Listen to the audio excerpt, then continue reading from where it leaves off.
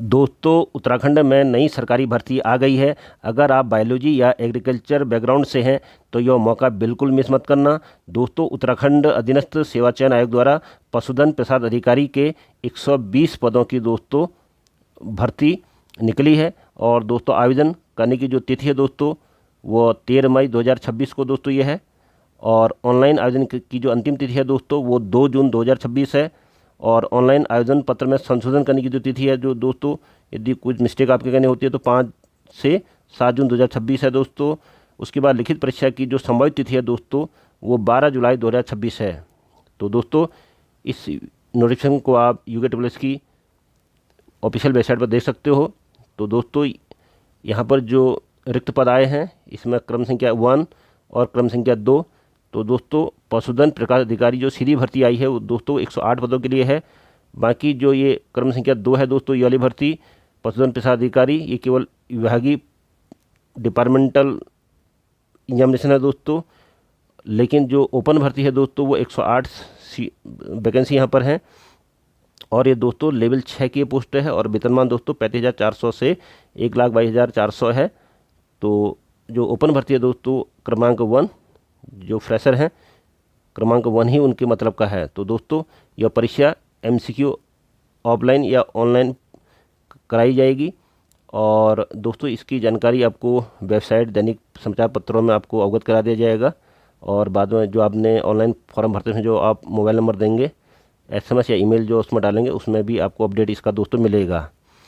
तो दोस्तों यहाँ पर अभी इम्पोर्टेंट बातें कर लेते हैं। बाकी पूरी जानकारी आप UKSS की वेबसाइट से आप इसको पूरी तरह से डाउनलोड करके पढ़ लीजिएगा। तो दोस्तों पशुधन विकास अधिकारी के दोस्तों 120 पद। तो दोस्तों देखिए कि यहाँ पर आरक्षण की स्थिति क्या है, क्षेत्रीय आरक्षण की स्थिति क्या है आप दोस्तों यहाँ पर देख लीजिएगा। महिलाओं की सभी के लिए यहाँ पोस्टें दी गई आरक्षण में रिक्त पद। उसके बाद भूतपूर्व सैनिक, अनाथ, कुशल खिलाड़ी मतलब सभी के लिए यहाँ पर दोस्तों पोस्टें दी गई हैं। और दोस्तों वेतनमान 35,400 से 1,12,400 लेवल 6 की पोस्ट है दोस्तों। आयु सीमा दोस्तों में 21 वर्ष से 22 वर्ष तक यहाँ पर दोस्तों में एज मांगी गई है। और दोस्तों इसकी जो शैक्षिक योग्यता है कि भारत में विधि द्वारा स्थापित किसी विद्यालय से जीव विज्ञान में, कृषि या पशुपालन किसी एक में आपको स्नातक ग्रेजुएशन दोस्तों होना चाहिए। और दोस्तों यहाँ पर जब आप टेस्ट निकाल लेंगे तो उसके बाद आपको 6 माह का परीक्षण विभागीय परीक्षण केंद्र और 6 माह का परीक्षण विभागीय पशु चिकित्सालयों में पशु चिकित्सा अधिकारी के परीक्षण में दिया जाएगा। तो इसमें पूरी 6 महीने की दोस्तों ट्रेनिंग है, पूरा 1 साल। लेकिन दोस्तों इसमें जिस समय आप ट्रेनिंग करेंगे उस समय आपको कोई वेतन, मानदेय, भत्ते दोस्तों आपको नहीं मिलेंगे। उसके बाद जो महत्वपूर्ण बातें आगे बढ़ते हैं दोस्तों। और यदि आपके अधिमानी अर्हता में यदि आपने NCC B प्रमाण पत्र किया हो तो आपको वरीयता मिलेगी। NSS और ये आप यदि ये प्रमाण पत्र आपके पास है और रिमाउंट वेटनरी कोर्स इस तरह के 1, 2 ये आपने किए हों या इसमें आप अपनी सेवा देते हों तो इसमें आपको अधिमानी अर्हता मिलेगी। और दोस्तों ये परीक्षा 100 अंकों की MCQ होगी। 2 घंटे का दोस्तों आपको समय मिलेगा। लेकिन दोस्तों सामान्य और OBC वर्ग के लिए 45% अंक आने जरूरी हैं। उससे कम नंबर आने पर आप मेरिट पर काउंट नहीं होंगे। और अनुसूचित जाति और अनुसूचित जाति के लिए यह अर्हता 35% क्वालिफाइंग मार्क 35% है। और उससे नीचे नंबर आने पर मेरिट पर उस कैंडिडेट का विचार ही नहीं किया जाएगा। तो दोस्तों जो महत्वपूर्ण पॉइंट हैं OMR सीट में ज़्यादातर ऑफलाइन के इसके चांस हो सकते हैं दोस्तों, ऑफलाइन ये परीक्षा होगी। उसके बाद दोस्तों जो महत्वपूर्ण चीज़ें और जो आयु की जो गणना होगी दोस्तों इस पोस्ट के लिए वो 1 जुलाई 2026 से दोस्तों आपकी एज काउंट होगी। और न्यूनतम 21 वर्ष आपका पूरा होना चाहिए और अधिकतम आपके 42 साल होने चाहिए। यानी कि आपकी जो डेट ऑफ बर्थ 1 जुलाई 2005 से 2 जुलाई 1984 के बीच के पूर्व का होना चाहिए दोस्तों। 2 जुलाई 1984 पूर्व की आप डेट ऑफ बर्थ आपकी होनी चाहिए। उसके बाद दोस्तों ये आप अपना सेवा नियोजन में अपना नाम जोड़ लिखा लीजिएगा। ये पंजीकरण होना चाहिए स्थायी प्रमाण पत्र, क्योंकि ग्रुप C की भर्ती है दोस्तों। तो उत्तराखंड का मूल निवासी इसमें होना जरूरी है दोस्तों, क्योंकि उत्तराखंड लोक आयोग की परिधि के बाहर की समूह की पोस्ट है दोस्तों। और इसमें आपने हाई स्कूल और इंटरमीडिएट या इसके समकक्ष या उत्तराखंड राज्य में स्थित मान्यता प्राप्त संस्थान से ही उत्तीर्ण की हो। मतलब आपका जो हाई स्कूल और इंटरमीडिएट है वो उत्तराखंड के किसी मान्यता प्राप्त संस्थान स्थित जो उत्तराखंड में वहीं से होना चाहिए। उसके बाद जो महत्वपूर्ण चीज़ें दोस्तों इसमें हैं, अनापत्ति प्रमाण है, राष्ट्रीयता है, ये बेसिक चीज़ें हैं दोस्तों। चरित्र है, वैवाहिक स्थिति है, आरक्षण की दोस्तों यहाँ पे स्थिति दी गई है, या पोर्टल में जाकर देख सकते हैं दोस्तों। उसके बाद अब हम दोस्तों आगे बढ़ते हैं। ये यदि आपने किस तरह का आरक्षण इसमें मिलेगा, क्षेत्रीय आरक्षण, उसकी स्थिति दोस्तों यहाँ पर दी गई है, तो आप इसको पोर्टल में जाके पढ़ सकते हैं। लेकिन जो महत्वपूर्ण है ये परीक्षा, अब महत्वपूर्ण बात आती है दोस्तों, इसमें जो आप शुल्क लगेगा वो अनरिजर्व्ड के लिए 300 का इसमें लगेगा दोस्तों शुल्क ऑनलाइन फॉर्म भरते समय, और अनुसूचित जाति जनजाति के हैं तो 150 रुपया, और दिव्यांग हैं तो 150 रुपया, और अनाथ हैं तो 0 रुपया, कोई शुल्क नहीं लगेगा दोस्तों। उसके बाद आगे बढ़ते हैं दोस्तों। अब हम इसका देखेंगे सिलेबस दोस्तों, ये परीक्षा कैसे होगी। तो दोस्तों नीचे इसका, हाँ दोस्तों यहाँ पर परीक्षा कार्यक्रम आ चुका है।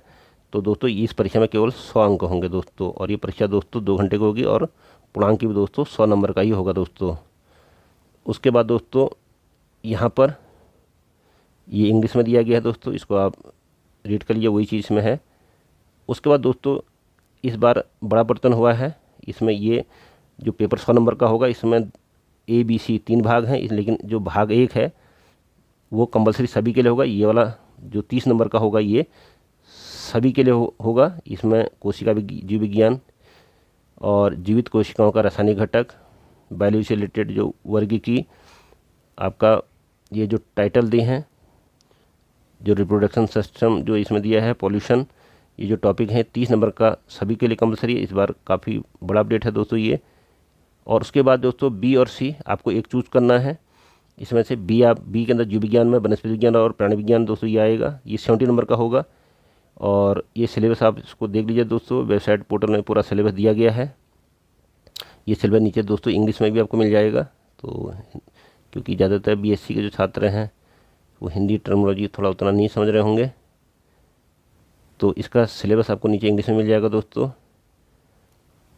उसके बाद दोस्तों यहाँ ये जो भाग C है ये कृषि और पशुपालन, B और C में से आपको एक अटेम्प्ट करना है। ये 70 मार्क का है, या तो आप B सेलेक्ट करेंगे या दोस्तों C सेलेक्ट करेंगे, इनमें से एक ही करना हो। लेकिन A वाला भाग 1 सबके लिए 30 नंबर वाला दोस्तों कंपलसरी है, बायोलॉजी वाला पार्ट सबके लिए दोस्तों कंपलसरी है दोस्तों।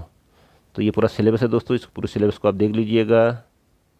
उसके बाद यही सिलेबस आपको दोस्तों यहाँ पर अंग्रेजी में मिल जाएगा। ये जो पार्ट फर्स्ट है दोस्तों ये सबके लिए कंपलसरी है दोस्तों, 30 नंबर वाला, पूरा पेपर 100 नंबर का होगा। अब 70 नंबर में आपकी चॉइस होगी। अब पार्ट 1 में जो सबके लिए कंपलसरी है दोस्तों, सेल बायोलॉजी है, टैक्सोनॉमी इसमें है, मार्फोलॉजी, एनाटॉमी है। उसके बाद दोस्तों प्लांट साइकोलॉजी इसमें है। उसके बाद sexual reproduction in flowering plant, pollution, ये टॉपिक सबके लिए कंपलसरी। लेकिन यहाँ से दोस्तों आपको चॉइस मिली है 70 मार्क में, या तो आप बायोलॉजी वाला पार्ट ले लीजिएगा, यदि आपका ये विषय BSc में ये विषय है बॉटनी जूलॉजी, तो आपके लिए ज़्यादातर छात्र इसी में बिलोंग करेंगे। और C वाला पार्ट जो है ये पूरा सिलेबस दे लीजिए, बायोलॉजी जो B वाला चूज़ करेंगे, और जो स्टूडेंट C वाला चूज़ करेंगे उसका सिलेबस अंग्रेजी में नीचे यहाँ मिलेगा दोस्तों 70 मार्क का। तो दोस्तों ये जानकारी आपको कैसे लगी? तो दोस्तों यदि हमारी जानकारी पसंद आई तो वीडियो को लाइक करें, चैनल को सब्सक्राइब करें, और हम लगातार आपके लिए जो नई वैकेंसी है उसके अपडेट आपके लिए लाते रहेंगे। तब तक के लिए जय हिंद, जय भारत। न्याय के गुरुदेवता आप पर हम पर अपना आशीर्वाद जरूर बनाए रखें।